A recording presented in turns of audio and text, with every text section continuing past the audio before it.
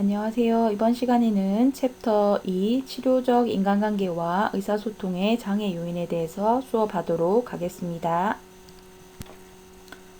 먼저 치료자의 장애 요인입니다. 첫 번째로 의사소통 기법에 미숙을 들 수 있습니다.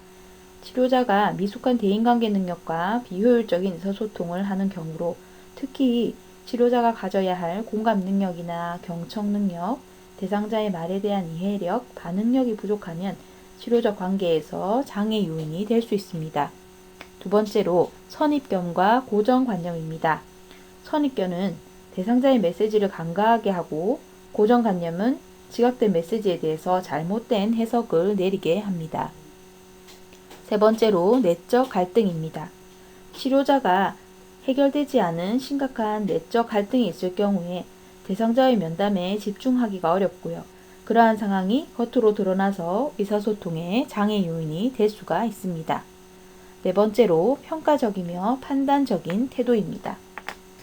대상자와의 의사소통에서 치료자가 평가적이고 판단적인 표현을 하면 관계를 단절시키고 의사소통에 장애가 됩니다. 다섯 번째로 다른 직무에 대한 압박입니다. 일에 밀려 바쁨으로 눈앞에 닥친 일부터 먼저 다루게 되면 다른 사람과의 의사 전달을 하는데도 관심이 없게 되고 겉으로만 관심이 있는 척 하게 되는 수가 있습니다. 여섯 번째로 언어의 장애입니다. 특히 전문적인 용어나 약어 등을 사용하게 되면 대상자와의 의사소통에 장애 요인이 되고 외국인과의 면담 시에 외국어에 서투를 때도 장애 요인이 됩니다. 일곱 번째로 방어적인 태도입니다. 방어적인 태도란 자신에 대한 타인의 느낌을 듣지 않거나 받아들이기를 거부하는 태도인데 이러한 태도는 대상자와의 관계를 단절시킵니다. 여덟 번째로 잠재적 의도입니다.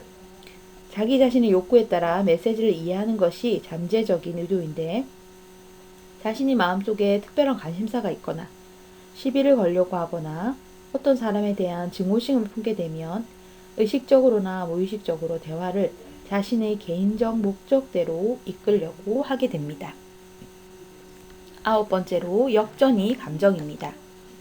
역전이는 어떤 대상자의 특성이 치료자의 과거 경험과 관련이 있는 인물의 특성과 유사할 때에 치료자에게 일어나는 대상자에 대한 정서적 반응으로 이유 없이 대상자가 좋게 느껴지거나 밉게 그리고 싫게 느껴질 때 치료자는 자기 마음을 살펴서 이것이 역전이 반응이 아닌지 깨달아야 합니다.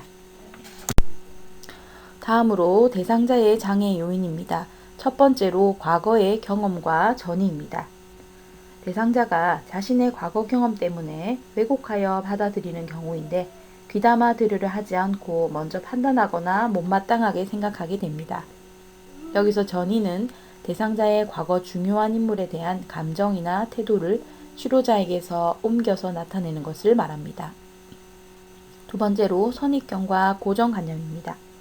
대상자 또한 치료자와 마찬가지로 자신의 선입견과 고정관념으로 인하여 속단하거나 성급하게 단념함으로써 대화의 단절을 가져올 수가 있습니다.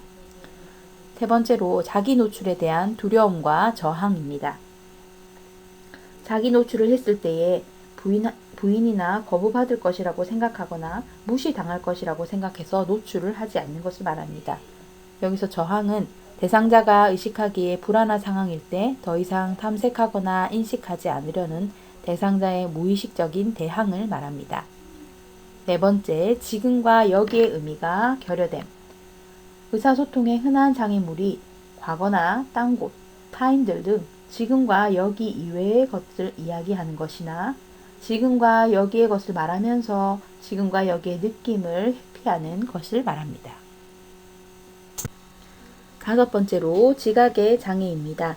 정신 신체적 원인으로 지각의 장애가 있을 때에 의사소통에 어려움을 느끼게 됩니다. 여섯 번째로 표현 능력의 부족입니다.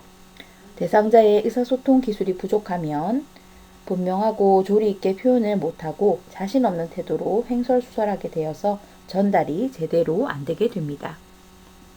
일곱 번째로 이해 능력의 부족입니다. 이해 능력이 부족하면 전달이 늦거나 어려워지게 됩니다. 여덟 번째로 방어 기전입니다. 자신의 자아를 보호하기 위해 메시지를 선택적으로 받아들이거나 왜곡하게 받아들이는 것을 말합니다. 대상자가 방어하려 하면 문제 해결을 위한 신뢰감 형성도 늦어지고 치료적 대화의 진행이 늦어지게 됩니다. 다음으로는 환경적인 장애 요인입니다. 첫 번째로 생소한 환경입니다. 환자가 처음 병원에 입원하게 되면 불안하고 낯설어하며 힘들어하기 때문에 치료자는 이 점을 알고 편안하게 적응할 수 있게 도와주면서 대화를 해야 합니다. 두 번째로 소음이 심하거나 집중하기 어려운 분위기.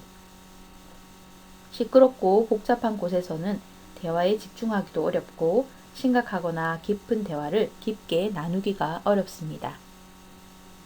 세 번째로 공개적인 장소입니다. 다른 사람이 대화를 들을 수 있는 공개적인 장소에서 사적인 대화를 나눌 때는 조심하여야 합니다. 네 번째로 신체적으로 불편한 장소입니다. 너무 더운 곳이나 반대로 추운 곳은 피해야 하며 불편한 자세로 오랫동안 대화하지 않아야 합니다. 편안한 의자와 테이블, 적절한 공간 등을 준비하는 것이 좋습니다. 치료적 인간관계와 의사소통의 장애 요인에 대해서 수업을 마치도록 하겠습니다. 수고하셨습니다. 감사합니다.